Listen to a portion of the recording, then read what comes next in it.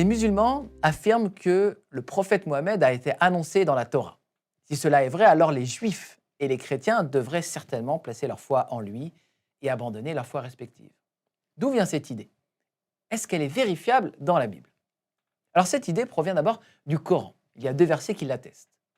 À la sourate 757, il est écrit: ceux qui suivent le messager, le prophète illettré, qu'ils trouvent écrit, mentionné, chez eux dans la Torah et l'Évangile. Cette mention explique que le prophète illettré, c'est-à-dire Mohammed, est mentionné chez nous dans la Torah et l'Évangile. Nous avons vu dans une vidéo de cette série que rien ne nous permet de croire que la Torah ou l'Évangile, que les chrétiens avaient au temps de Mohammed, fut différent de ce que nous avons aujourd'hui, puisque les manuscrits sur lesquels s'appuie nos traductions modernes datent d'avant l'islam. Il serait donc évident de trouver Mohammed cité nommément dans la Bible, et plus précisément dans la Torah et l'Évangile. L'autre verset se trouve à la sourate 61, au verset 6. Il est écrit: et quand Issa, fils de Mariam, c'est-à-dire Jésus, fils de Marie, dit: ô enfants d'Israël, je suis vraiment le messager d'Allah, envoyé à vous, confirmateur de ce qui, dans la Torah, est antérieur à moi, et annonciateur d'un messager à venir, après moi, dont le nom sera Ahmad. Puis, quand celui-ci vint à eux, avec des preuves évidentes, ils dirent: c'est là une magie manifeste. Ce verset fait parler Issa, qui est Jésus, selon les musulmans. Et Issa dit qu'il est annonciateur d'un messager à venir après lui, dont le nom sera Ahmad. Ce nom, Ahmad, contient la racine trilittéraire HMD, qui a pour signification ce qui est digne d'éloge, de louange, ou encore qui reçoit la grâce. Cette racine se retrouve dans le nom de Mohammed. Et les musulmans ont conclu que le messager à venir après lui était donc Mohammed. Le fameux recueil de hadiths de Al-Bukhari, qui est un monument de la tradition islamique et qu'on appelle la Sunna, rapporte ce propos de Mohammed au hadith numéro 4896. J'ai entendu le messager de Dieu dire: j'ai divers noms. Je suis Mohammed, je suis Ahmad, je suis Al-Mashi, c'est-à-dire celui par qui Dieu efface les péchés. Je suis Al-Ashir, c'est-à-dire celui qui rassemblera les gens au jour de la résurrection. Je suis Al-Akib, celui qui est venu après les autres prophètes. Il n'y a donc aucun doute pour les musulmans, attachés à la Sunna, que Ahmad et Mohammed sont la même personne. Si le Coran dit vrai, il faudrait donc nous attendre à trouver le terme Ahmad dans l'évangile de Jésus, ainsi que l'annonce de Mohammed dans la Torah. En revanche, il ne faudrait pas forcément nous attendre à trouver Mohammed dans d'autres parties de la Bible, comme le prophète Ésaïe par exemple, ou encore le Cantique des Cantiques, comme certains ont cru bon de le faire. Les musulmans qui vont dans cette direction ne se conforment pas aux indications du Coran. Je vais donc me concentrer sur l'annonce de Mohammed dans la Torah, dans cet enseignement, puis l'annonce de Mohammed dans le Nouveau Testament, dans une autre vidéo de cette série.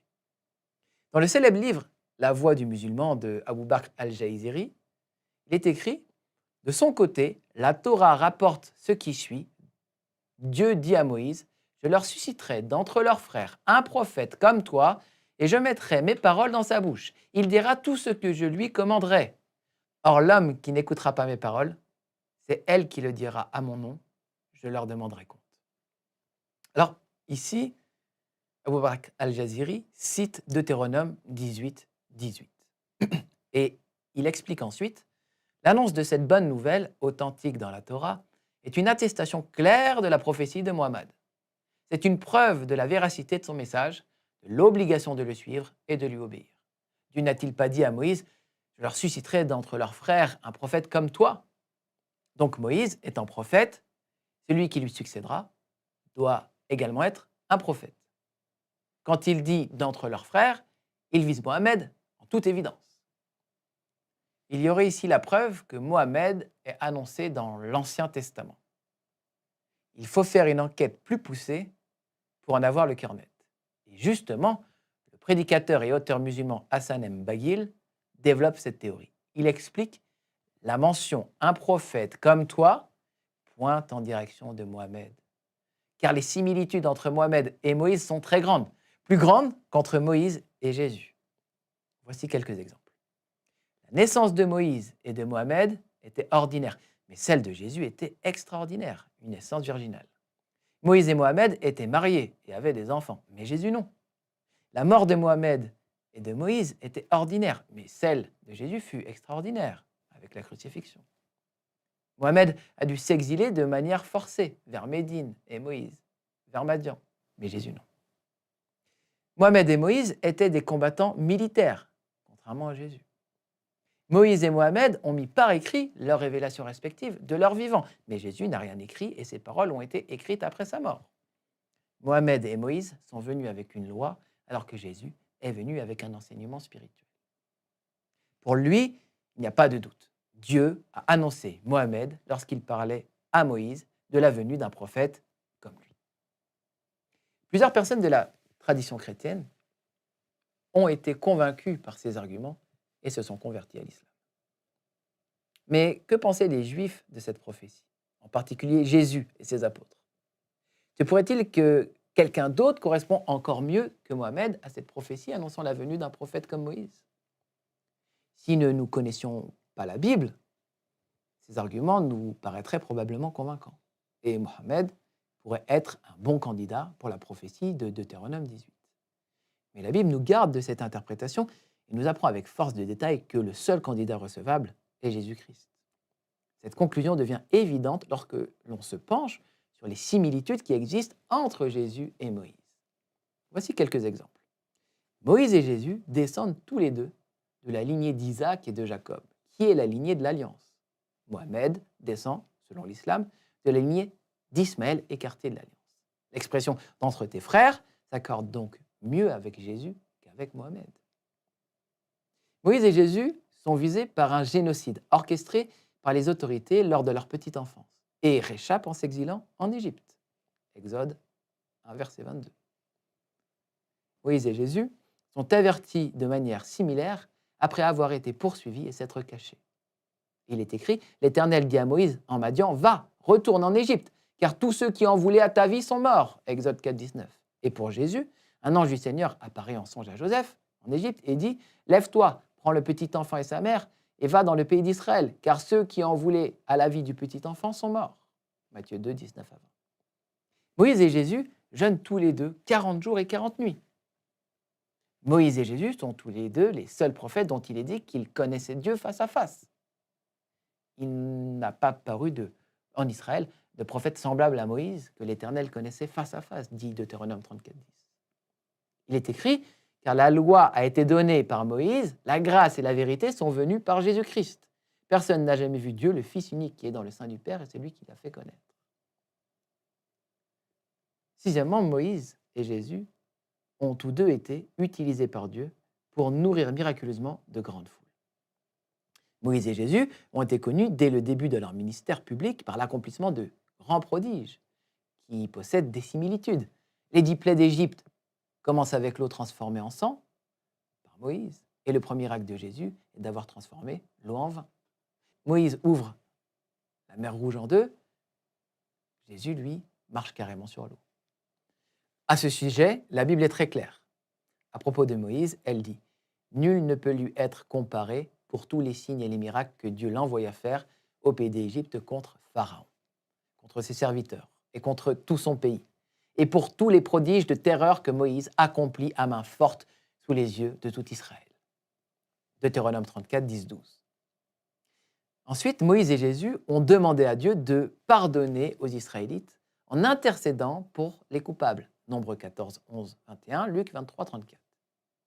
Moïse et Jésus ont tous deux craint d'être lapidés. Exode 17, Jean 8. Moïse et Jésus sont tous les deux les seuls prophètes qui ont vécu une transfiguration dans la présence de Dieu. Leur visage a rayonné de lumière. Moïse et Jésus sont chefs et libérateurs d'Israël en esclavage. Moïse et Jésus sont médiateurs de l'alliance entre Dieu et son peuple. Et cette médiation se fait par l'aspersion du sang sur le peuple. Comme il est écrit dans Exode 24, 8, Moïse prit le sang et le répandit sur le peuple en disant « Voici le sang de l'alliance que l'Éternel a faite avec vous. » Selon toutes ces paroles. Alors qu'il est dit, par rapport à Jésus, il prit ensuite une coupe et après avoir rendu grâce, il leur donna et ils en burent tous.